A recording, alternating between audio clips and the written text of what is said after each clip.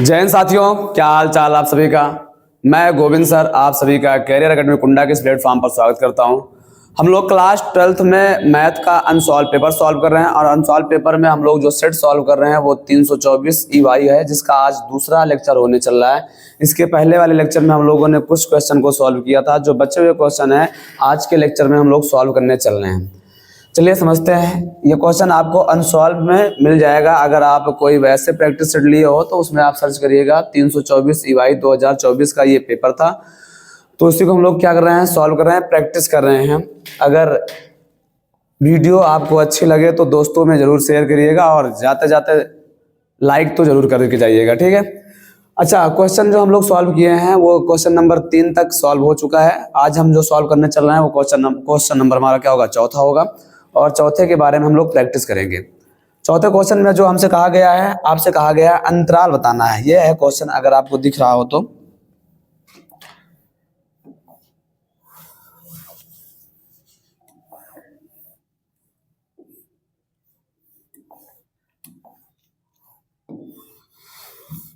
चलिए समझते हैं क्या है क्वेश्चन नंबर 4। क्वेश्चन नंबर अगर हम 4 की बात करते हैं तो 4 में जो पहला क्वेश्चन दिया गया है वो कहा है वह अंतराल ज्ञात करिए। आपको एक फंक्शन दिया है, आपको बताना है फंक्शन उस अंतराल में क्या होगा, वर्धमान होगा। वर्धमान के लिए मुझे फंक्शन ज्ञात करना है तो अंतराल ज्ञात करना है। तो सबसे पहली बात हमारे पास क्वेश्चन नंबर 4 का और 4 के का में क्या लिखा है, एक फंक्शन लिखा है f(x) और f(x) बराबर जो लिखा हुआ है वो कुछ ऐसा लिखा है 3x की पावर 3 लिखा हुआ है और आगे लिखा है -3x²। उसके बाद लिखा है माइनस का 36x है और आगे इसको सॉल्व करेंगे तो प्लस का क्या आ जाएगा 7। ये क्वेश्चन है, आपसे कहा है सिद्ध करके दिखाइए, अंतराल ज्ञात करिए कि जिस अंतराल में ये फलन क्या हो जाए, वर्धमान हो जाए। तो हमें सबसे पहले करना क्या है, इसका x के सापेक्ष अवकलन करते हैं। क्या करेंगे, x के सापेक्ष अवकलन करते हैं।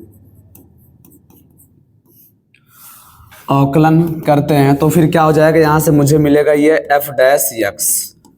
अगर ये f' होगा तो यहाँ हो जाएगा 3d/dx हो जाएगा, किसका, x की पावर 3 का, -3 आगे हो जाएगा d/dx करेंगे किसका, x की पावर 2 का, और माइनस में क्या करेंगे यहाँ पे 36 आगे हो जाएगा d/dx करेंगे किसका, करेंगे x का, और प्लस में 7 कांस्टेंट वैल्यू है और कांस्टेंट वैल्यू का जब भी हम अवकलन करते हैं तो वो क्या हो जाएगा, 0 हो जाएगा। इसको और आगे सॉल्व करेंगे तो कुछ ये ऐसा हो जाएगा, 3 आगे आएगा तो ये हो जाएगा 9x की पावर 2 हो जाएगा, यहाँ पे 2 आगे आएगा तो ये हो जाएगा 6x हो जाएगा और यहाँ से आपको क्या मिल जाएगा, 36 मिल जाएगा। देखो दोनों में कॉमन दिख रहा है, सब में क्या 3 कॉमन है तो 3 कॉमन लेंगे तो यहाँ हो जाएगा 3x² माइनस का 2x हो जाएगा और माइनस का क्या मिलेगा, 12 मिल जाएगा। इतनी बातें हमें मिल गए इसको सॉल्व करने के बाद। इसको आगे करते हैं थोड़ा सा।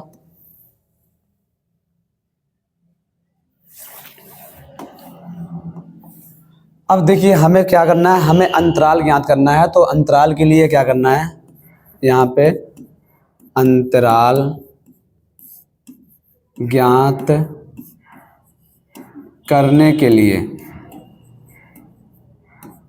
क्या करेंगे, एक काम कर लेते हैं, f'(x) को 0 के बराबर कर लेते हैं। या वैसे भी हम कह सकते हैं क्या हमें वर्धमान चाहिए। अगर मुझे वर्धमान फंक्शन चाहिए तो f'(x) हमेशा 0 से क्या होगा, बड़ा होगा। तो हम 0 से बड़ा रख करके भी सॉल्व कर सकते हैं। तो यहाँ f'(x) क्या हो जाएगा, 0 हो जाएगा तो 3 और यहाँ पे हो जाएगा 3x² माइनस 2x माइनस का 12 बराबर क्या हो जाएगा, 0 हो जाएगा। इस 3 को उधर भेज देंगे तो ये हो जाएगा 3x² माइनस 2x माइनस 12 बराबर 0।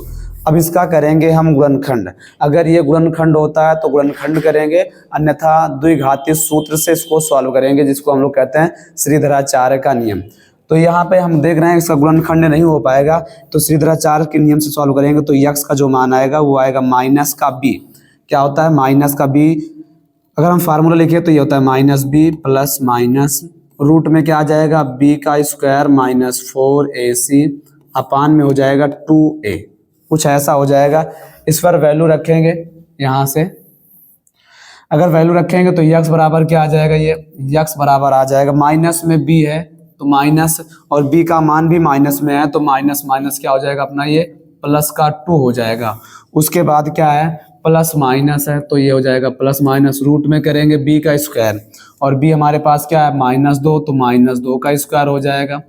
और उसके आगे क्या है -4, a का मान 3 है और c का मान -12 है तो हो जाएगा यहाँ पे 4 इंटू 3 इंटू माइनस का 12, और अपान में जो आएगा वो आएगा 2 इंटू a, और a हमारे पास जो है a का मान क्या है 3 तो यहाँ रख देंगे हम लोग इसको 3।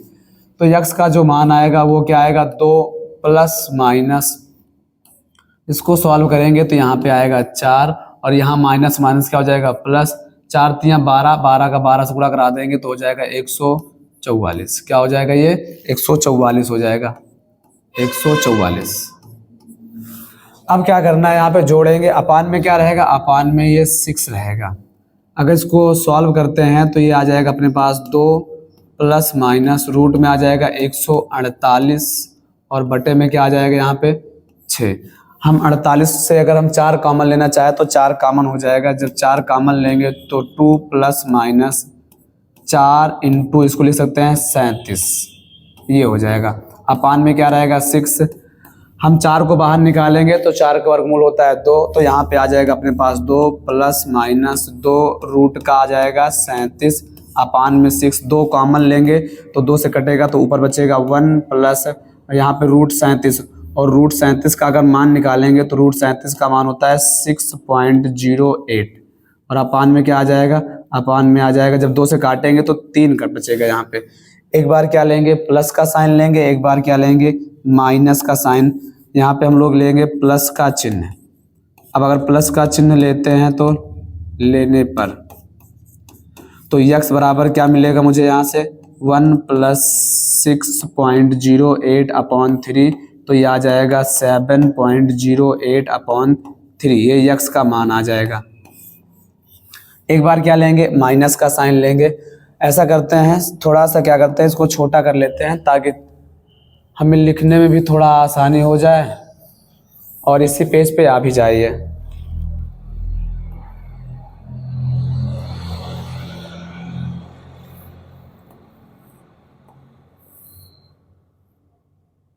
कुछ ऐसा कर लेते हैं, और इस बात को हम लोग यहाँ से हटा करके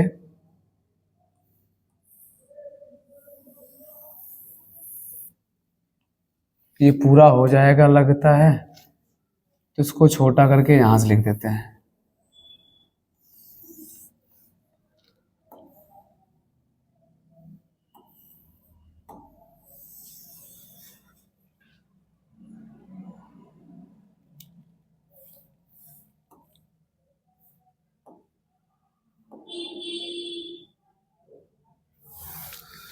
एक लाइन नहीं आ रही है जो कि वहाँ पे कट जा रहा है, हम सोच रहे हैं उसको हटा ही देते हैं वहाँ से, इसका मतलब ये यहाँ जाएगा, या फिर इसी को उसी पास लगा देते हैं, कुछ ऐसा है ताकि कन्फ्यूजन ना हो आपको।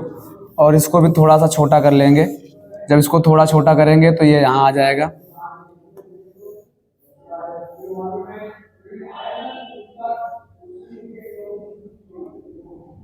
ये हो जाएगा ठीक है। अब इसको आगे थोड़ा सा बढ़ाते हैं तो क्या मिलेगा यहाँ से हमें, अगर एक बार प्लस साइन लिया तो एक बार क्या लेंगे हम लोग माइनस का चिन्ह लेंगे, और जब माइनस का चिन्ह लेंगे तो क्या हो जाएगा माइनस चिन्ह लेने पर क्या हो जाएगा, यहाँ से हमारे पास मिलेगा x बराबर क्या मिलेगा 1 माइनस 6.08 अपॉन में क्या आ जाएगा 3, तो x बराबर आ जाएगा यहाँ से माइनस का 5.08 अपॉन क्या आ जाएगा 3। अब क्या करेंगे इन मानों को ना हम एक संख्या रेखा पर दिखाएंगे, तो ऐसा करते हैं क्वेश्चन को हटा देते हैं, यहाँ से क्वेश्चन को हटा देंगे तो अपने पास जो ये मिलेगा थोड़ा सा स्पेस हो जाएगा।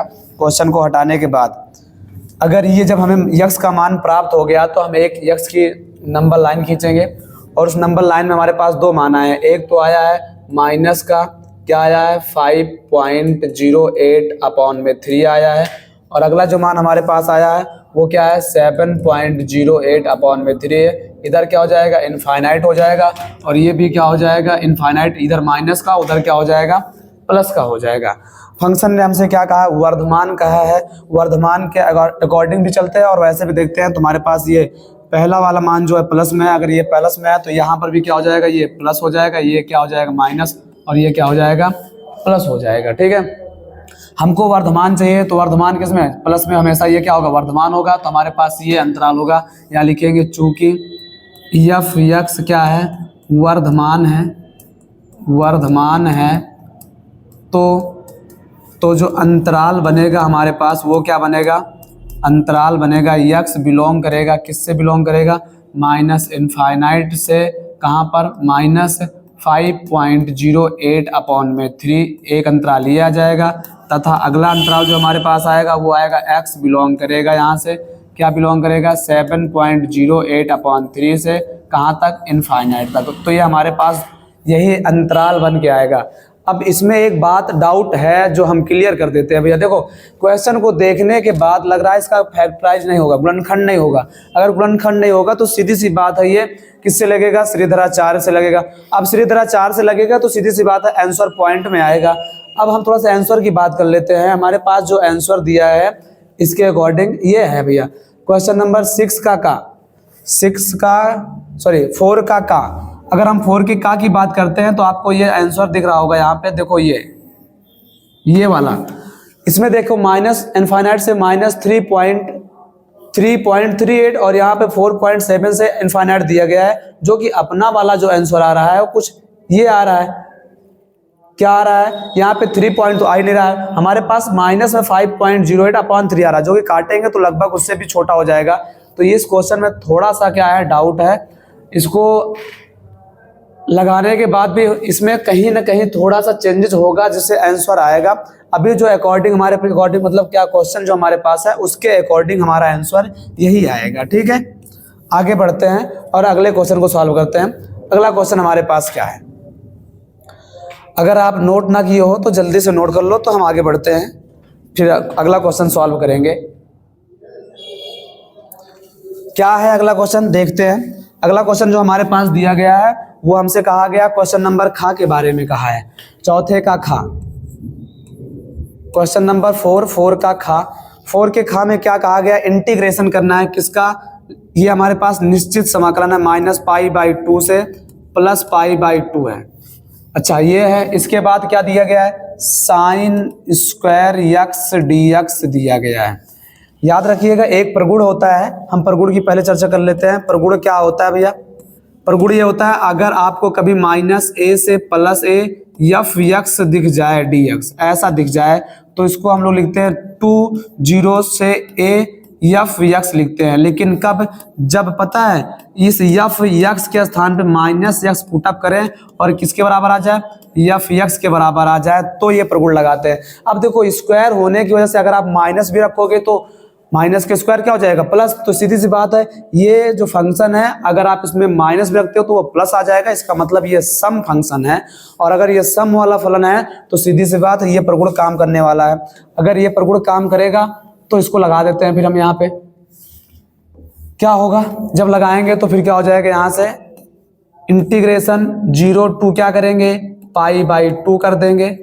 और यहाँ पे हमारे पास क्या रहेगा, साइन स्क्वायर क्या हो जाएगा, यक्स dx। आगे क्या लगा देंगे, 2 गुणा में तो 2 यहाँ भी गुणा कर देंगे। अब देखो साइन स्क्वायर का फार्मूला तो हमें नहीं पता है, तो साइन स्क्वायर का फार्मूला पता करने के लिए हमें cos 2x का सहारा लेना पड़ता है। cos 2x का सूत्र होता है 1 - 2 साइन स्क्वायर x। इस बात को इधर लाते हैं तो ये हो जाएगा प्लस का 2 साइन स्क्वायर x, और ये बात उधर जाएगी तो क्या हो जाएगा 1 माइनस का cos 2x हो जाएगा। तो यहाँ पे हमारे पास जो आएगा साइन स्क्वायर x बराबर 1 - cos 2x अपान में क्या आ जाएगा 2। ये हम फार्मूला यहाँ पे अप्लाई करेंगे तो क्या हो जाएगा, इंटीग्रेशन 2 0 to π/2 जब रखेंगे तो क्या आ जाएगा 1 - cos 2x अपान में क्या हो जाएगा 2, और यहाँ लगा देंगे dx।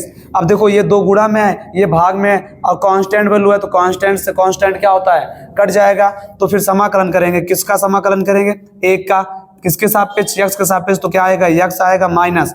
अब cos 2x करेंगे तो भैया क्या हो जाएगा, ये sin 2x हो जाएगा अपान में क्या आ जाएगा 2, ये हो जाएगा। और लिमिट हमारे पास क्या है 0 से π/2 है। अब लिमिट यहाँ पे रख करके सॉल्व करेंगे, जब लिमिट रखकर सॉल्व करेंगे तो हमारे पास कुछ ऐसा मान मिलेगा मुझे। लिमिट रख कर सॉल्व करेंगे तो क्या हो जाएगा, एक बार पाई बाई टू रखेंगे तो पाई बाई टू माइनस में क्या हो जाएगा sign two into pi by two ये हो जाएगा, और अपान में क्या है टू माइनस क्या करेंगे जीरो रखेंगे तो ये भी जीरो हो जाएगा, और माइनस माइनस प्लस यहाँ पे रखेंगे तो क्या हो जाएगा साइन क्या रखेंगे टू इंटू जीरो अपान में क्या है टू, ये लिमिट लगा देंगे तो यहाँ पे क्या आएगा पाई बाई टू आएगा, माइनस दो से दो कट जाएगा, साइन 180 का मान जीरो होता है तो ये भी जीरो ये भी जीरो ये भी जीरो, इसका मतलब पाई बाई टू हमारा क्या हो जाएगा आंसर हो जाएगा। ये था क्वेश्चन नंबर 4 और 4 का खा जल्दी से नोट करेंगे तो हम बढ़ते हैं क्वेश्चन नंबर चौथे के गा की तरफ। चलिए नोट करिएगा जल्दी से।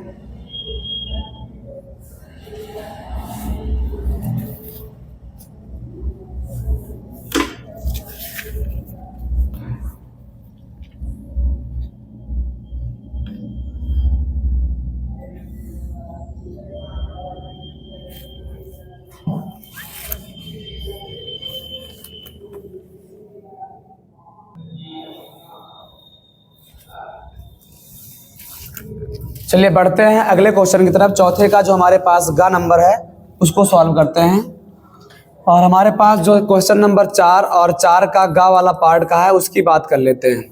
क्वेश्चन नंबर 4 के गा वाले पार्ट में कह रहा है R1 R2 समुच्चय ए में क्या है तुल्यता संबंध है। इसका मतलब R1 और क्या R2 क्या है, R1 R2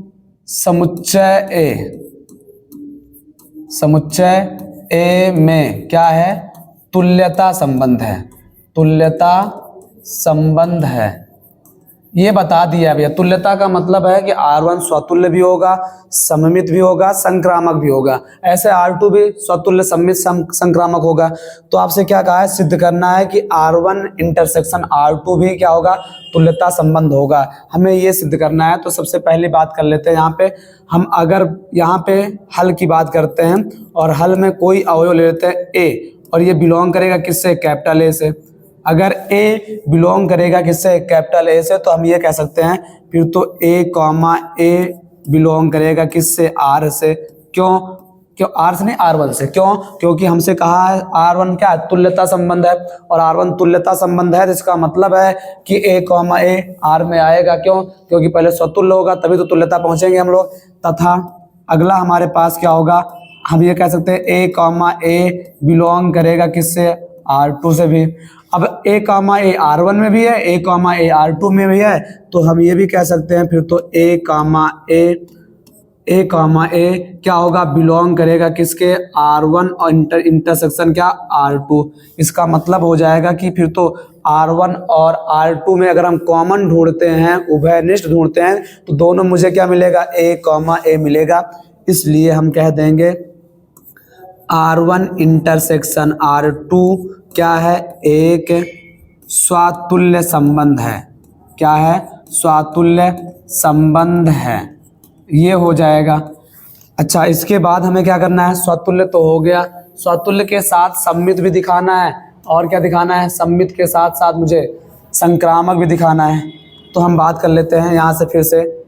अगर ए कॉमा बी की बात करते हैं, ए कॉमा बी बिलोंग करे किससे कैपिटल ए से, तो हमें ये बताया है कि फिर तो R1 जो है वो स्वतुल्य भी है सम्मित भी है। तो हम कह देंगे ए कॉमा बी बिलोंग करेगा किससे R1 से, तथा ए कॉमा बी बिलोंग करेगा किससे R2 से।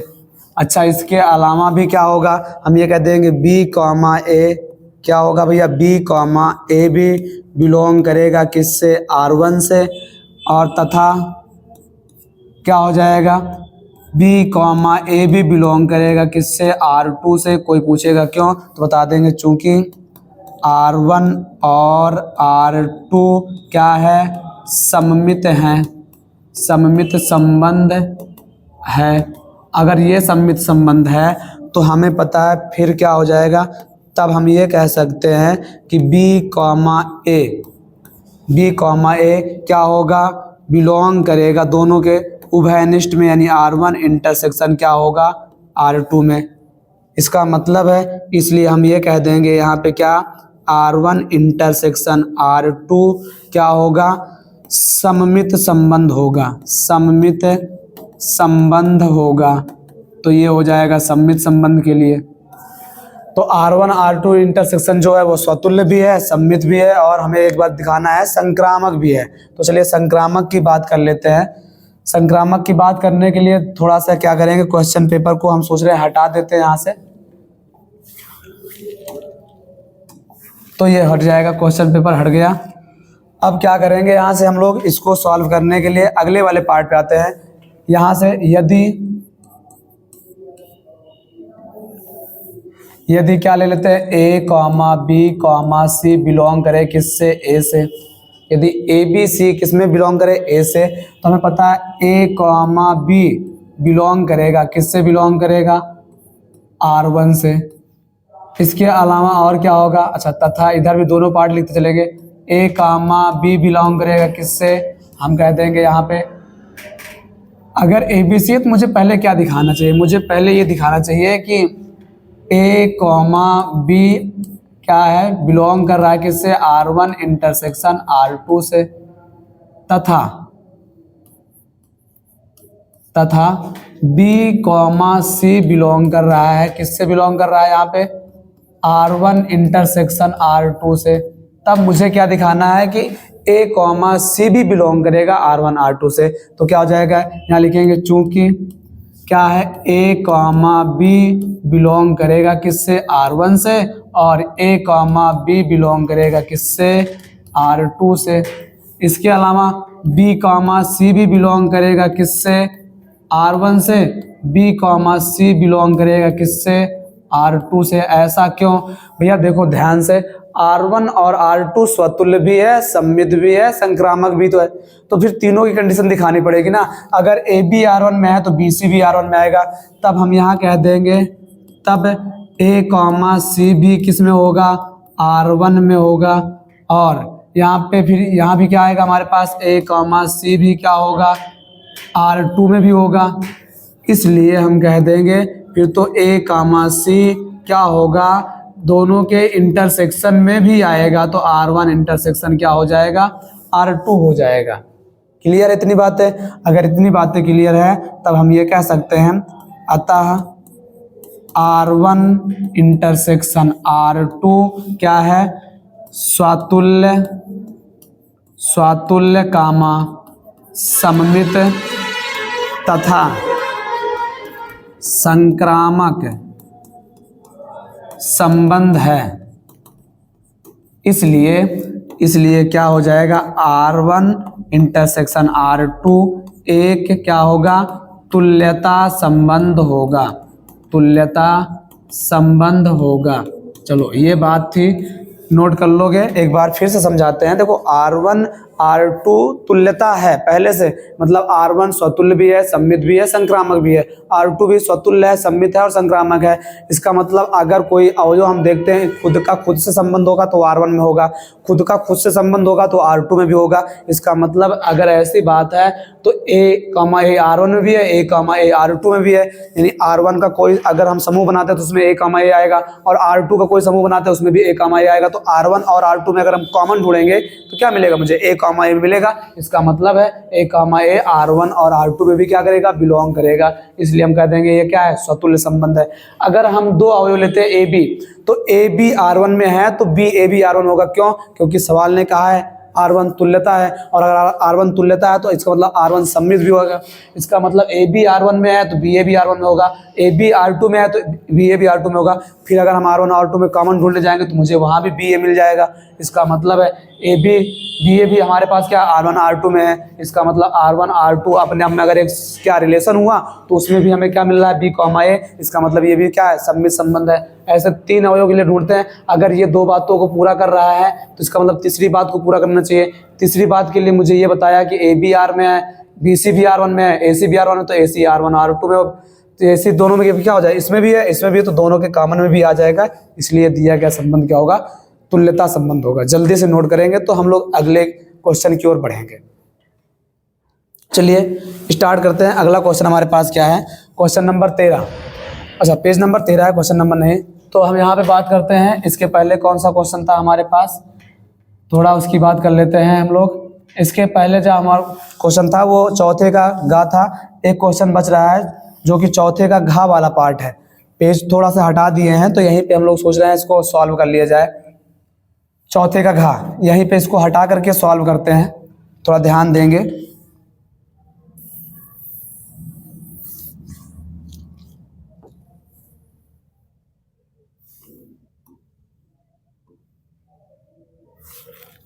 ये करते हैं, इसको हटा देते हैं यहाँ से हम लोग, इस वाली लाइन को भी यहाँ लगा देते हैं।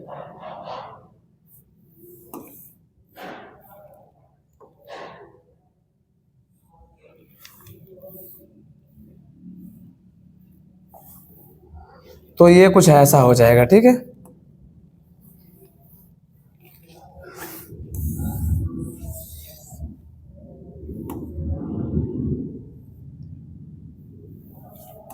चलो समझ लेना, ठीक है। आगे बढ़ते हैं, क्या हो जाएगा, बात करते हैं चौथे का घा। जो चौथे का घा वाला पार्ट है यहीं पे सॉल्व कर लेते हैं। चौथे के घा में हमसे कहा गया है यदि ए बी सी मात्रक सदिश है, ए कॉमा बी और सी, ए बी और सी क्या है, मात्रक सदिश हैं। और अगर ये मात्रक सदिश हैं भैया तो क्या हो जाएगा, इसका मतलब ए का परिमाण और कितना आएगा, बी एक आएगा, और बी का परिमाण कितना आएगा, एक आएगा, और सी का परिमाण कितना आएगा, एक आएगा। तो आपसे कहा है और ये भी बताया है कि वेक्टर ए प्लस बी और प्लस सी को अगर आप जोड़ते हो तो इसका मान कितना आएगा, 0 आएगा। तो आपको मान बताना है किसका, ए डॉट बी। तो मान किसका बताना, A dot B plus B dot C और प्लस सी डॉट ए, इसका मान बताना है आपको क्या होगा। इसके लिए हम लोग करेंगे क्या, ध्यान से समझोगे। हम लोग लेंगे a प्लस बी प्लस सी, कोई वेक्टर है a b और c, इसका मान कितना है, 0 है। तो इसका हम गुणा करा देंगे, किसके साथ, डॉट गुणा कराएंगे यहाँ पे, वेक्टर a प्लस बी और प्लस क्या, c।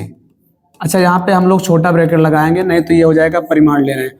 और जब 0 का 0 से गुणा होगा तो क्या हो जाएगा, 0। क्यों भैया, इनका भी मान 0, इनका भी मान 0, 0 का 0 से गुणा क्या होगा, 0। चलो गुणा कराते हैं, ए का वेक्टर ए से गुणा होगा तो पता है क्या हो जाएगा, वेक्टर ए का परिमाण का स्क्वायर हो जाएगा, प्लस बी का जब बी से गुणा होगा तो पता है क्या हो जाएगा, बी के परिमाण का स्क्वायर हो जाएगा, और सी का जब सी से गुणा होगा तो क्या हो जाएगा, सी के परिमाण का स्क्वायर। तो ऐसा करते हैं ना, एक क्रम से लगाते हैं इसको हम लोग, तो क्या हो जाएगा, कुछ ऐसा होगा।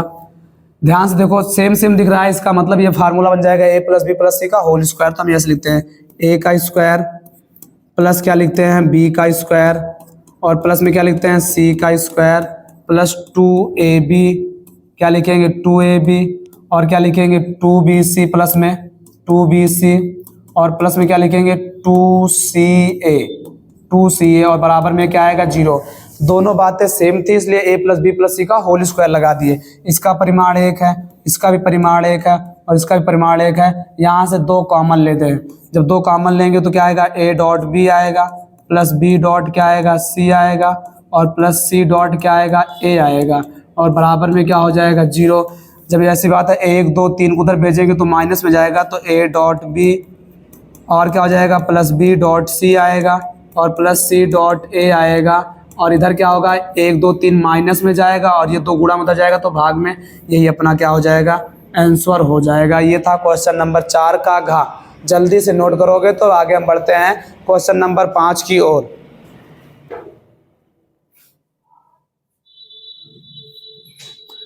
क्या कहा गया है क्वेश्चन नंबर 5 में, क्या कहा गया है समझते हैं। क्वेश्चन नंबर 5 की बात कर लेते हैं। 5 में आपसे कहा है सभी खंड को हल करिए। टोटल हमारे पास 5 खंड दिख रहे हैं, जिसमें पहला हमसे पूछा है, एक दीर्घवृत्त दिया गया है और दीर्घवृत्त से घिरे हुए भाग का क्या पूछा गया है, क्षेत्रफल पूछा गया है। क्वेश्चन नंबर 6 के का की बात करते हैं तो आपसे कहा गया है क्या एक वक्र है, वक्र x स्क्वायर बटा में क्या लिखा है 25 लिखा है, और आगे चलते हैं तो प्लस में लिखा है वाई स्क्वायर और बटे में क्या लिखा है 9 बराबर में क्या लिखा है 1। आपसे पूछा है इससे घिरे हुए भाग का क्षेत्रफल बताओ। तो सबसे पहले इसको लिखेंगे हम लोग x स्क्वायर बटा 5 का स्क्वायर प्लस इसको लिखेंगे वाई स्क्वायर बटा 9 का 9 नहीं 3 का स्क्वायर और बराबर में क्या हो जाएगा 1। इसको समीकरण अगर 1 मानते हैं और समीकरण 1 की तुलना कराते हैं। समीकरण 1 की तुलना करते हैं, किससे तुलना करते हैं? अगर हम इनकी तुलना कर देते हैं, X square upon A square plus Y square upon B square बराबर 1 से, तो पता है ए का मान आएगा यहाँ पे 5 और बी का मान क्या आएगा? 3 आएगा। ए बी का मान मिल गया है मुझे, तो अब इसका हम चित्र बनाएंगे। तो चित्र कुछ ऐसा बनेगा, इसका कुछ ऐसा इसका चित्र बन जाएगा। दीर्घवृत्त है तो ये हो जाएगा, ये मूल बिंदु है। अगर ये मूल बिंदु है तो यहाँ पे क्या होता है? ये 0 होता है, और यहाँ से यहाँ तक का जो डिस्टेंस होता है इसको हम लोग a पढ़ते हैं, और यहाँ से यहाँ तक का जो डिस्टेंस होता है इसको हम लोग b पढ़ते हैं। अगर ऐसी बात है तो ये वाला जो भाग है छायांकित भाग, इससे ऐसे कितने भाग दिख रहे हैं? इसमें 4 भाग दिख रहे हैं। तो अगर हम 1 का क्षेत्रफल निकाल के 4 से गुणा करा देंगे तो हमारा आंसर आ जाएगा। तो क्या करेंगे? यहाँ पे एरिया निकालेंगे, क्षेत्रफल। तो क्षेत्रफल निकालने के लिए मुझे 4 से गुणा करना पड़ेगा और इंटीग्रेशन लगाएंगे। कहाँ से? 0 से a, और 0 से a का मान हमारे पास क्या है? 5। तो 0 से 5 और यहाँ लिख देंगे y dx। इसका मतलब y का मान निकालेंगे 4, 0 से क्या होगा? 5, और y का मान हमारे पास क्या होगा? जब यहाँ से y को सॉल्व करेंगे तो पता हो जाएगा 1 माइनस में क्या आएगा? एक्स स्क्वायर बटा 25 आएगा, और यहाँ पे 9 भाग में उधर जाएगा तो क्या हो जाएगा? गुणा में हो जाएगा, और स्क्वायर हटाएंगे तो रूट में, कुछ ऐसा बन जाएगा। ठीक है। अब 9 का वर्गमूल कितना होता है? 3 बाहर आएगा, तो 4 गुणे 3 क्या हो जाएगा? 12 हो जाएगा। और यहाँ पे अगर हम लासा लेते हैं एलसीएम तो क्या हो जाएगा? ये रूट के अंदर आ जाएगा 25 माइनस का एक्स स्क्वायर, और बटा में क्या आ जाएगा? ये 25 आ जाएगा। 25 का वर्गमूल 5 होता है, तो 5 बाहर आ जाएगा, तो ये हो जाएगा 12 बट्टे में क्या होगा? 5, और यहाँ पे इंटीग्रेशन का साइन लगाएंगे तो कुछ ऐसा हो जाएगा 0 से 5, रूट के अंदर 5 का स्क्वायर माइनस एक्स का स्क्वायर, dx लगाना नहीं भूलेंगे क्योंकि हम थोड़ा सा क्या कर दिए? भूल गए हैं। अभी इसका फार्मूला बताना है, ए स्क्वायर माइनस एक्स स्क्वायर। तो ये फार्मूला होता है, ध्यान से समझोगे, 12 बटा 5 ब्रैकेट लगाएंगे, यहाँ होता है x/2। सेम ऐसे इसको उतार लेंगे, 5 का स्क्वायर माइनस एक्स का स्क्वायर, और प्लस में होता है ए स्क्वायर। ए स्क्वायर मतलब 5 का स्क्वायर, बटा में क्या हो जाएगा? 2, और आगे हो जाता है साइन इनवर्स एक्स अपान ए का मतलब कितना है? 5। ये और लिमिट लगा देंगे, क्या है? 0 से 5। इस पर लिमिट लगा के इसको सॉल्व करेंगे तो जो आएगा वही हमारा क्या हो जाएगा? आंसर हो जाएगा। देखो यहाँ से मुझे दिख रहा है 2 कॉमन दिख रहा है, 2 कॉमन लेके काटेंगे तो पता है कितना हो जाएगा? यहाँ पे ये बचेगा 6 बटा 5, या ऐसा बचेगा। और लिमिट लगाएंगे, एक बार 5 लगाएंगे, जब यहाँ 5 लगाएंगे तो क्या होगा? 5 बटा 2, रूट के अंदर 5 का स्क्वायर माइनस 5 का स्क्वायर, प्लस में क्या होगा? यहाँ पे 25 बटा 2 तो बाहर आ गया, साइन इनवर्स क्या होगा? 5 बटा क्या आएगा? 5 आएगा, और 0 लगाएंगे तो क्या होगा? 0 लगाने से 0 यहाँ रखेंगे, टोटल 0 हो जाएगा, और साइन 0 का मान 0 होता है, इसलिए 0 का लगाने पर लिमिट क्या हो जाएगा? टोटल रिजल्ट जो आएगा वो 0 आएगा। तो ये भी तो कट जाएगा, 0 हो जाएगा। कैसे? 5 का स्क्वायर कट जाएगा 0, तो क्या बचेगा यहाँ पे हमारे पास? 6 बटा 5 गुणे यहाँ पे हमारे पास 25 है, और साइन में ये देखो 5 से 5 कटने के बाद 1 बचेगा, और साइन में 1 जो मान होता है वो होता है π/2 का, ये हो जाएगा। तो 5 से काटेंगे, 5 बार में कट जाएगा, और यहाँ पे 2 से काटेंगे तो कितनी बार में कटेगा? 3 बार में। तो आंसर आ जाएगा यहाँ से 15 पाई वर्ग इकाई। यही अपना क्या हो जाएगा? आंसर हो जाएगा। ठीक है। तो ये था क्वेश्चन नंबर 6 नहीं कह सकते, 5 का है। जल्दी से नोट करोगे तो आगे बढ़ते हैं क्वेश्चन नंबर 5 के खा की ओर।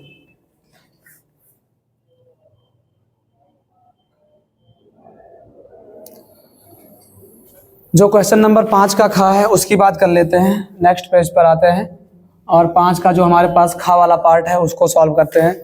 5 का खा, जो 5 का खा वाला सवाल है उसमें आपसे कहा गया है ऐसी 2 संख्याएं ज्ञात कीजिए जिनका योग क्या है? 6 है। मान लेते हैं, माना एक संख्या क्या है? एक संख्या जो है वो x है, तथा ये भी मान लेते हैं दूसरी संख्या जो है वो क्या है? y है। सवाल ने कहा दोनों का जोड़ 6 है, तब क्या हो जाएगा? तब हम ये कह देंगे x + y बराबर आ जाएगा 6। तो यहाँ से y का मान जो मिलेगा वो मुझे मिलेगा 6 - x, ऐसा कुछ मिल जाएगा। इसको समीकरण 1 मान लेते हैं। अब सवाल ने कहा है कि घनों का योग क्या है? निम्नतम है या न्यूनतम है, तो इसको मानेंगे प्रश्नानुसार फंक्शन मानेंगे। क्या मानेंगे यहाँ पे, जहाँ पे उच्चतम या निम्नतम की बात करें उसको फंक्शन मानेंगे। तो एफ एक्स का मान आएगा घनों का योग, और घनों का योग करेंगे तो एक्स का क्यूब प्लस वाई का क्यूब करते, वाई का मान क्या है 6 माइनस एक्स, तो 6 माइनस एक्स का क्यूब ये हो जाएगा। अब क्या करना है, इसका अवकलन कर देंगे। अवकलन करेंगे तो एफ डैश एक्स मिलेगा, तो यहाँ हो जाएगा 3x² प्लस 3 आगे आएगा, क्या लिखा जाएगा यहाँ पे 6 माइनस एक्स लिखा जाएगा। और जब इसका फिर से अवकलन करेंगे तो पता है क्या, 6 का हो जाएगा 0, इसका हो जाएगा 1, तो ये हमारे पास आ जाएगा 3x² माइनस, देखो यहाँ प्लस माइनस क्या हो जाएगा माइनस, 3 से गुणा कराएंगे तो 18 हो जाएगा, इनका इनसे गुणा कराएंगे तो माइनस का क्या हो जाएगा यहाँ पे 3x हो जाएगा। अच्छा थोड़ा सा मिस्टेक कर दिए हैं यहाँ पे हम लोग, क्या 3 आगे आएगा तो यहाँ पावर 2 बनेगी, ठीक है। तो प्लस माइनस क्या हो जाएगा माइनस, 3 तो बाहर रहेगा, a माइनस बी का होल स्क्वायर तोड़ेंगे तो क्या हो जाएगा a स्क्वायर, 6 का square 36 plus x² minus 2ab करेंगे तो 12x आ जाएगा।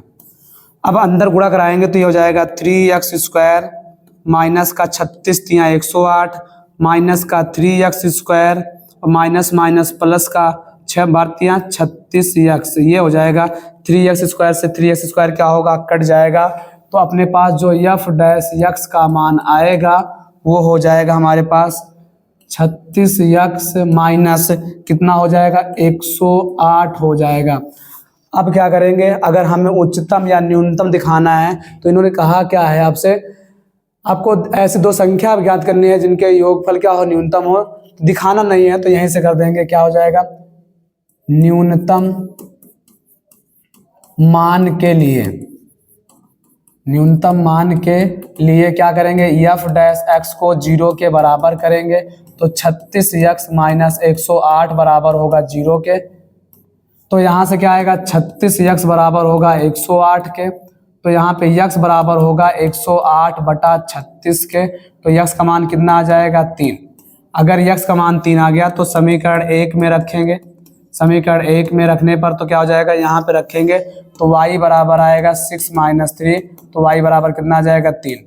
देखो यहाँ सिद्ध करके दिखाना नहीं था कि न्यूनतम होगा कि नहीं, अगर कभी आपसे अधिकतम या न्यूनतम पूछ ले तो डबल बार अवकलन करते हैं, यानी हम इसका हम क्या करेंगे पुनः अवकलन करेंगे, और पुनः अवकलन करने के बाद जो मान आता है अगर वो 0 से बड़ा आता है तो न्यूनतम होगा, और अगर वो 0 से छोटा आता है तो क्या होगा उच्चतम होगा। जो कि दिख रहा है अगर हम इसका दोबारा अवकलन करेंगे तो 36 आएगा, 36 अपने आप में 0 से क्या होता है बड़ा होता है, इसका मतलब यहाँ पे हमको क्या मिल जाएगा न्यूनतम मान मिल जाएगा। जल्दी से नोट करेंगे फिर हम लोग बढ़ते हैं आगे की तरफ।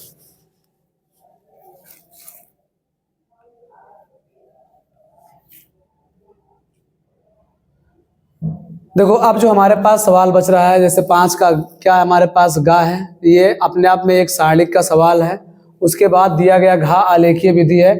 इसके बाद जो हम बात करने चल रहे हैं वो नेक्स्ट वीडियो में बात करेंगे। आज के लिए बस इतना, यानी 5 का खा तक। जो अगला लेक्चर होगा अपना वो क्वेश्चन नंबर 5 के गा से सॉल्व करेंगे, ठीक है। तब तक के लिए आपसे जय हिंद।